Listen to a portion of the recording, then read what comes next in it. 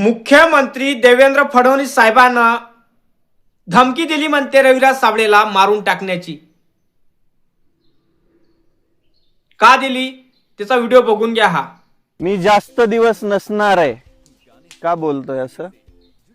फडणवीस आणि त्यांच्या आजूबाजूच्या कुत्र्यांनी ठरवलंय की माझा काटा काढायचा।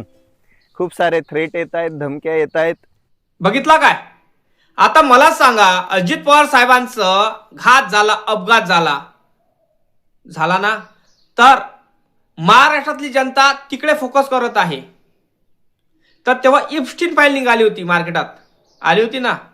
आता रविराज साबळेचं देवेंद्र फडणवीसने मला धमक्या दिला म्हणून हे आलं, म्हणजे हे काय दुर्लक्ष करण्यासाठी होय का? हे म्हणजे अजित पवार साहेबांचा घाताकडून दुर्लक्ष व्हावं महाराष्ट्रातल्या जनतेचं, आणि आता रविराज साबळेजीकडे फोकस करावं, मुख्यमंत्री देवेंद्र फडणवीस साहेबांकडे फोकस करावं, असं काही आहे का? काय वाटतं तुम्हाला?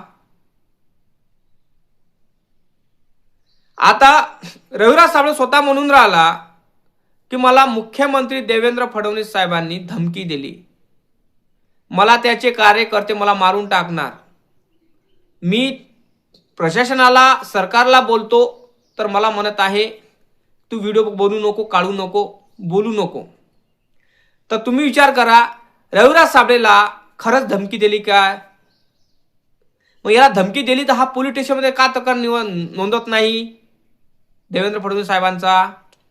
विचार करा तुम्ही। दादा, ही अफवा आहे की काय आहे? सोशल मीडियावर अशीच अफवा लय पसरत असतात, लोक सोशल मीडियावर व्हायरल होण्यासाठी खूप प्रयत्न करत असतात। बच्चूभाऊ कडूंना पण ट्रोल केलं होतं ह्या व्यक्तीनं, आता देवेंद्र फडणवीस साहेबांना करत आहे का? काय वाटतं तुम्हाला? नक्की कमेंट करून सांगा। खरंच याच्या जीवाला धोका आहे का? आणि हे जे लेटर आलेले आहे हे देवेंद्र फडणवीस साहेबांना पाठवले की अजून कोणी पाठवले?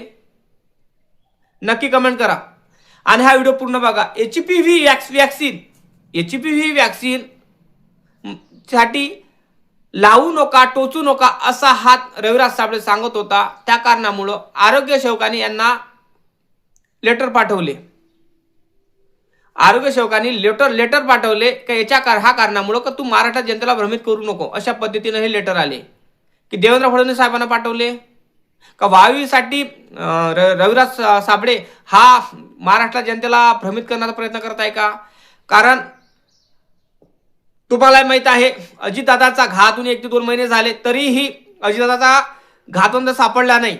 आणि सगळं महाराष्ट्रातल्या जनतेचं लक्ष पुरेच्या पुरं कुकडे होतं, अजितदादाच्या इकडे होतं। मग त्या इप्स्टीन फाईल आली, इप्स्टीन फाईलच्या इकडे लोकांचं लक्ष गेलं, अजितदादाकडून दुर्लक्ष गेलं, त्यांच्या घाताची इकडून दुर्लक्ष झालं। आता नवीनच उघड आलं की रविराज साबळेला देवेंद्र फडणवीस साहेबांना धमकी दिली।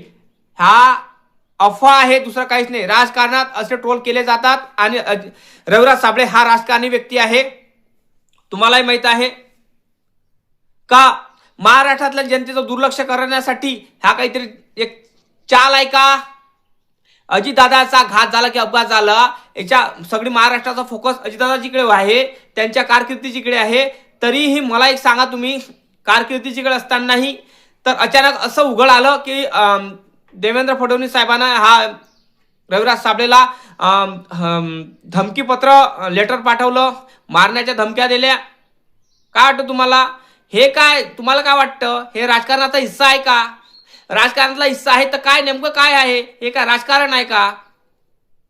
सर्वसामान्य जनतेला माझं एकच सांगणं आहे की ही काहीतरी, तुम्हाला काय वाटतंय का दाल में कुछ काला आहे? खरंच रविराज साबळेला लेटर पाठवलं का देवेंद्र फडणवीस साहेबांना, की अजून कोण पाठवलं?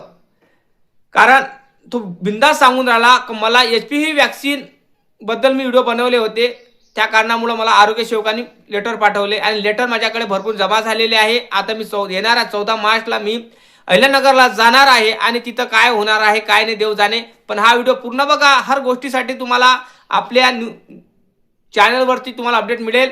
लाईक करा, चॅनलला सबस्क्राईब करायला विसरू नका नवनवीन व्हिडिओ बघण्यासाठी। जय भीम, जय शिवराय, जय जवान, जय किसान, जय संविधान।